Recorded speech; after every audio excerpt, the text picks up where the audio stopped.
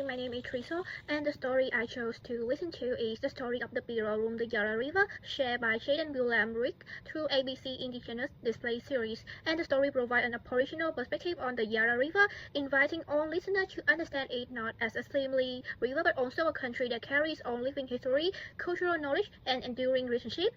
Before I began to listen to the story, I expect to learn more about an important place in Melbourne. However, after listening carefully, I realized that story was inviting me to challenge the way I listen, understood, and respond to the Aboriginal story. So to listen to the story, I used the 4 levels of listening as an approach to listen about the stories. There is 4 levels. The first one is in the shadow, where my own thoughts and assumptions can dominate. Next one is factual listening, where I focus on the new information. And then we move to the empathic listening, is where we seek more information to understand another person's perspective, and a generative listening, where listening becomes open to a new possibility and can transform to a new understanding. When inner shadow arose, I noticed that myself connecting to the story that I already know about the Yarra River.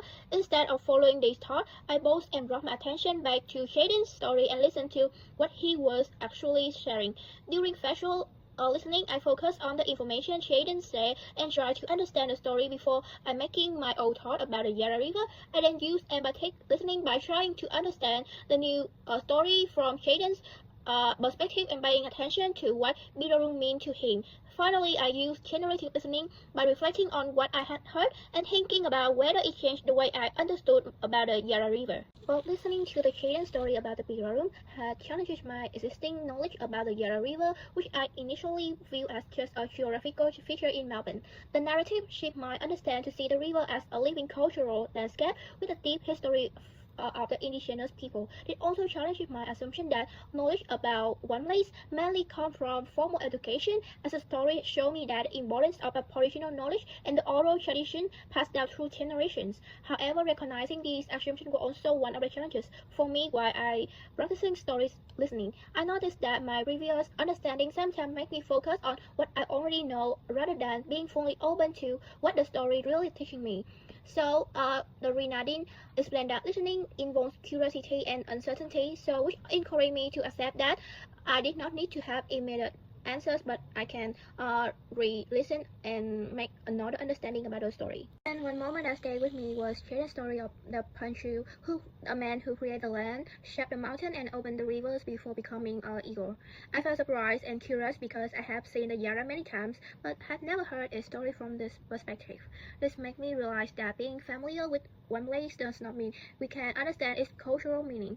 So hearing Jaden share this knowledge also made me have more connected to him as a storyteller and have more respectful perspective that are familiar to me. So after this experience, I became aware that I was listening as someone who was not part of the Aboriginal community and who had previously learned about the Yarra River mainly through a Western or the geographical perspective. This made me recognize that I have access to knowledge about places, to education and everyday experience, while Aboriginal people have knowledge and connection to their country that come from generation, culture, and lived experience. Because of this, I will careful not to assume that my existing understanding of the Birarung was completely right. Instead, I will try to listen respectfully and give space to the storyteller perspective. The understanding of the privilege also make me realize that inclusion is not simply about including Aboriginal stories in the curriculum, but we need to it requires educators to value the Aboriginal ways of knowing and create space for those perspectives to be heard and respected. After this experience, my approach to the story listening has shaped my understanding that inclusive practice can begin with listening before making decisions about something. And Rinaldi explains that listening should welcome and be open to differences, recognizing the values of other interpretation and point of views. And this idea also reflects the way I practice the story listening by becoming aware of my own assumption while remaining open to Shaden's perspective, even when it differs from what I already knew. I see this as an important part of my emerging inclusive teaching practice because children and family can bring different cultural identities, experience, and the ways of understanding about the world. Moreover, my understanding about listening also aligns with EYLF principle of equity, inclusion, and the high expectation, which recognize that children and family can bring diverse identities, cultures, experience, and circumstances into early childhood setting.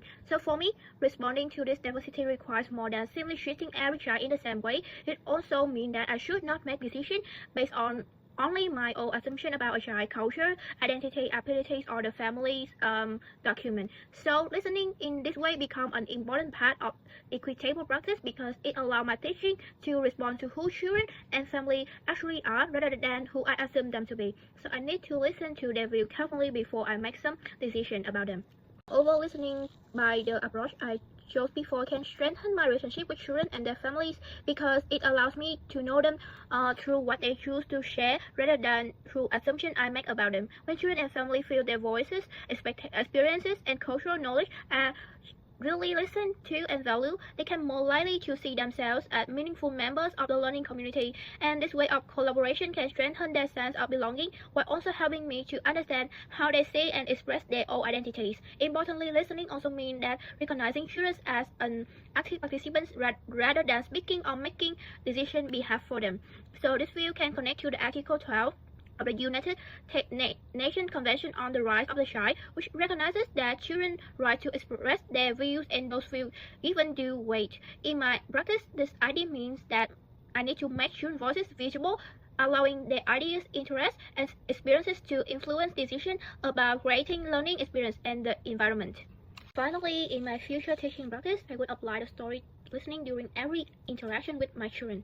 So, for example, during my placement, I make an experience where children can shop different clothes into a summer and a winter. Some children make choices that were different from I expected, such as placing winter clothes on the summer or the summer clothes in the winter. Instead of immediately correcting their choices, I could invite them to explain to me that why they thinking something like, can you tell me why you chose this one?